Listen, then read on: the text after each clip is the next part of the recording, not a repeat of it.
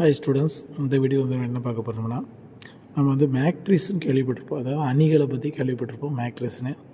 So அதில் probability எப்படி use ஆகுது, ப்ராபபிலிட்டி மேட்ரிக்ஸையும் சேர்த்து நமக்கு வர்ற ஒரு டாபிக். அதாவது டிரான்சிஷன் ப்ராபபிலிட்டி மேட்ரிக்ஸ்னால் என்னென்னு தான் பார்க்க போகிறோம். இப்போ அதுலேயும் உங்களுக்கு நேம் இருக்கும், டிரான்சிஷன் ப்ராபபிலிட்டி மேட்ரிக்ஸ். அதாவது டிரான்சிஷன்னா ஒரு ஸ்டேட்லேருந்து இன்னொரு ஸ்டேட்டுக்கு நகர்றதுக்கு எடுத்துக்கொள்ளக்கூடிய ப்ராபபிலிட்டி, அதாவது நிகழ்தகவு என்ன.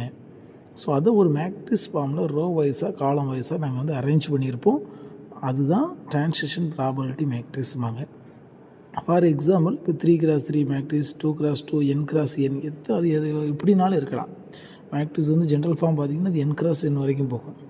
உங்களுக்கு உதாரணத்துக்கு சொல்ல போனால் கோவிட்-19 பீரியடில் active cases and recovery cases, death cases, இந்த மூணுக்குள்ளே, அதாவது ஆக்டிவ்லேருந்து டெத் ஆனவங்க, ரெக்கவரியிலேருந்து மறுபடியும் ஆக்டிவ் ஆனவங்க, ஸோ இவங்களுக்குள்ளே கூடிய அந்த டிரான்சிஷன் ப்ராபபிலிட்டியை கால்குலேஷன் பண்ணுறதுக்கு நமக்கு ஒரு யூஸ்ஃபுல்லாக இருந்த ஒரு பெரிய கண்டென்ட் தான் அந்த டிரான்சிஷன் ப்ராபபிலிட்டி மேட்ரிக்ஸ்.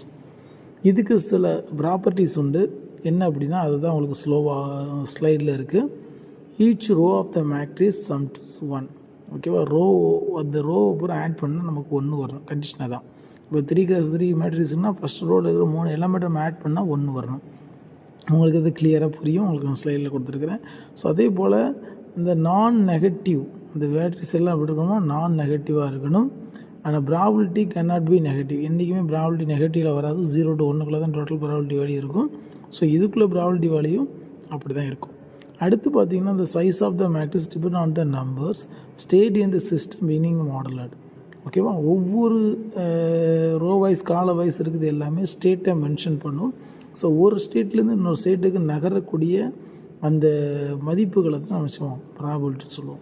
ஸோ ஒரு டேட்டா நமக்கு மேட்ரிக்ஸ்னால என்ன arrangement of the data by row and column பேஸில் தான் டேட்டா அரேஞ்ச் பண்ணுறது நம்ம மேட்ரிக்ஸ். ஸோ அப்படி அரேஞ்ச் பண்ணுற டேட்டாவை ப்ராபபிலிட்டி வேல்யூவையும் நம்ம அப்படி ஒரு மேட்ரிக்ஸ் ஃபார்மில் அரேஞ்ச் பண்ணோம்னா அது டிரான்சிஷன் ப்ராபபிலிட்டி வேல்யூ. இது சாதாரணமாக சொன்னாலும் இதோடைய அப்ளிகேஷன்ஸ் நிறைய துறைகளில் இன்றைக்கி யூஸ் ஆகிட்டு இருக்கு. ஓகேவா? அடுத்த வீடியோவில் அடுத்த டாபிக் எடுப்போம். தேங்க்யூ.